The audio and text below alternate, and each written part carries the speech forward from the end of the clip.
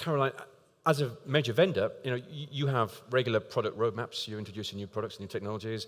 When you have a situation like 5G, where there's still a lot of standardization still to go on, what's the pressure on you? Because you've got to work to these timelines same way as the operators and telcos do. So like I mentioned, we have the end-to-end side. So our device team has been working with AT&T. They have the mobile trial platform, which is FPGA based, that allows flexibility. And when the standards stabilize, it goes into a SoC. Similarly, on the network side, if you come to our stand, you will see a server base. And one particular case is the HP Edge line. The system functions as a 5G platform. It has a fully virtualized ENOB, runs one of the 5G spec, 5G TF spec. It has LTE. It has a Wi-Fi. It also has a virtual EPC. And it has the orchestration. It also has mobile edge computing. And we actually showcase a particular use case there. So it is fully flexible. It's a Xeon CPU with Altera FPGA, now part of Intel. So when the standard changes, we modify. So it is, and did I mention you can repurpose the hardware? Roy likes that. Yes. So it really is an investment that do not go to waste. Yep. It's a software upgrade. Exactly. And Roy, we are going to see a lot of rollouts coming up, rollouts of different types of technologies. They're all interlinked. I guess some of them are going to be more successful than others. Oh yeah, without question. I mean, as it was mentioned, this is going to take a lot of courage, and in some cases, it's going to take a lot of cash. And in some cases, maybe the cash wasn't as spent as well as they would have hoped. But I think what everyone up here has said, right, is everybody, and we use this phrase all the time, and it's overused, but I think in this case, it's very true. Everybody does have their own journey in this, right? When I talked about it being a big meal that you got to take one bite at a time, some people are starting with dessert, right? Some people are starting with the salad. It depends upon what your business pressure is, where your network is challenged, where do you have end of life, where are you seeing the most pressure from over-the-top players or whatever. And so you have to pick your sweet spot in that regard, and it goes back to what Caroline was saying. You want to make sure that you're investing in the stuff that can be repurposed, whether it be a software framework, be it a hardware platform, because you don't know for sure where it's going to pivot. And so, from my experience and what I've seen so far, the people that really are taking small bites are having much greater success than people that are sitting down with 2 or 3 forks in their hands, right? Nicely put. Nicely put. That's very true, and we see it at the scale of a company such as Orange, since we're present in 28 countries, and in each country you have your own journey, your own strategy, because it's so different depending on the market, so the use cases that may be opportunities from the business standpoint, and so different with the obsolescence or status of current networks. And you can even consider that the African territories could leapfrog, kind of make a technological gap and come ahead.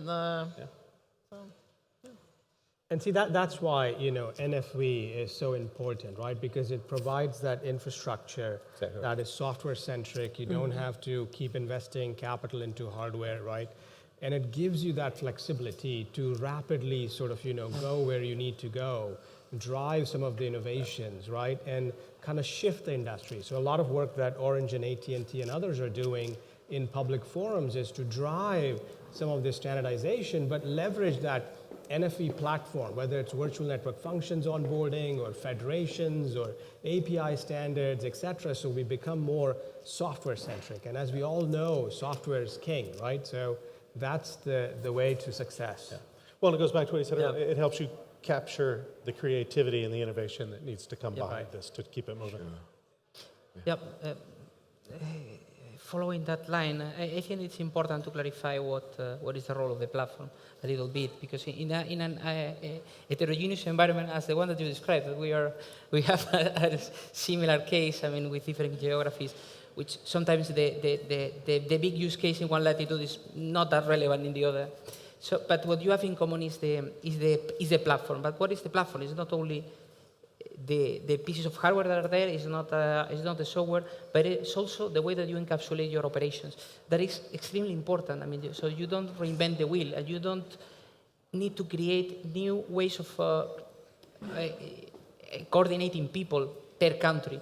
That is extremely important. Now, in a virtual environment, and that is key here, is that you can encode your best practices in a descriptor. And that's very powerful because you can refine as you go. So when you deploy something in one country and you learn something, you refine the descriptor. And then it jumps to another country and you do better. And the third one consumes the lessons from both. And that's only possible because you have an automated operation that is encapsulated in something that describes it. So that is also the platform as well. The platform that you build based on your own experience. And in a case like a highly distributed company like Telefónica, that is essential, that you don't reinvent the wheel in 24 countries. Because otherwise it doesn't scale in a manner that you have it in a very large country that is homogeneous. So. Great. Well, unfortunately, we're reaching the end of our discussion. Now, we started by looking at the likely form that 5G would take. So perhaps I could have you all very briefly to conclude. And what are your predictions or hopes of what 5G and its associated technologies will deliver in the near future? And why don't we go in reverse order? Caroline, do you let us start off with what you hope that 5G will deliver?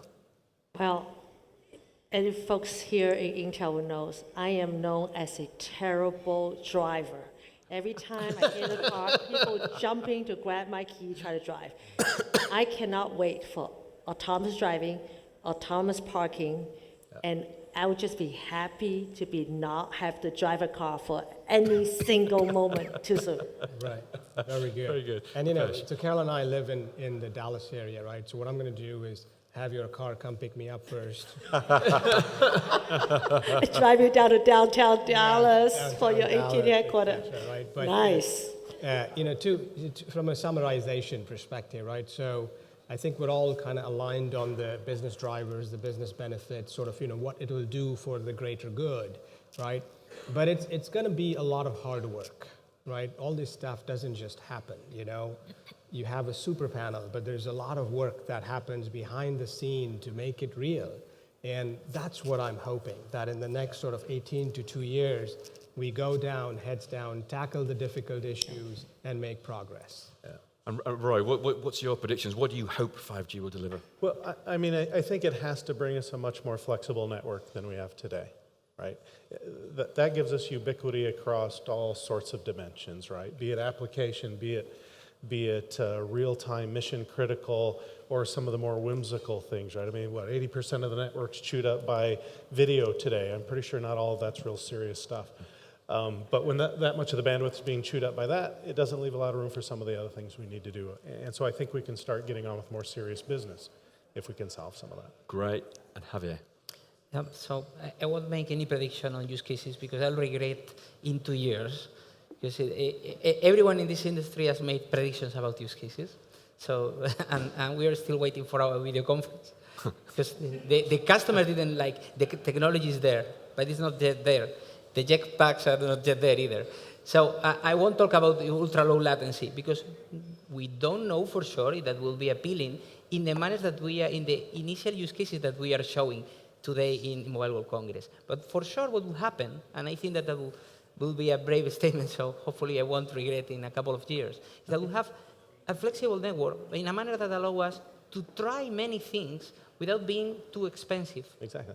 Because we are leveraging new capabilities, and we are creating the tools to make them compatible, so we no longer need to choose between many devices, more bandwidth. Yeah. So that is the point, or more or less mission critical. We have everything to choose, and the question is how to combine them in a smoother manner. So I fully agree that what we'll see is a better network to operate, and that will be great. And I don't know which use cases will be there, but you will choose them instead of us. Right. And finally, Jehanne.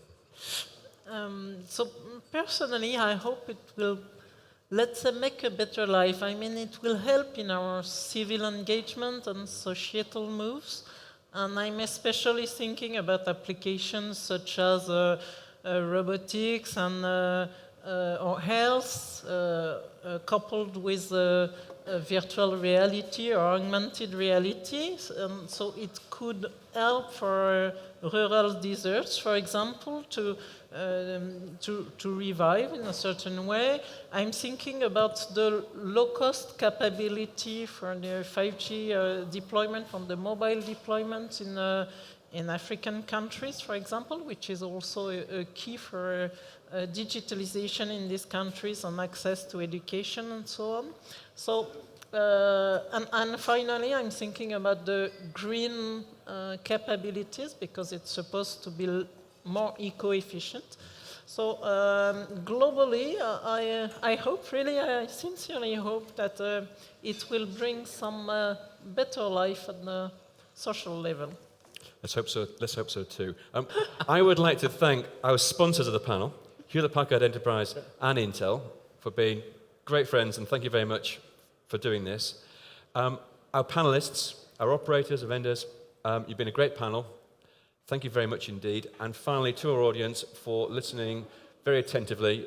You've been a great audience too. So without further ado, I think we shall retire for light refreshments. Thank you all very much indeed. Thank you.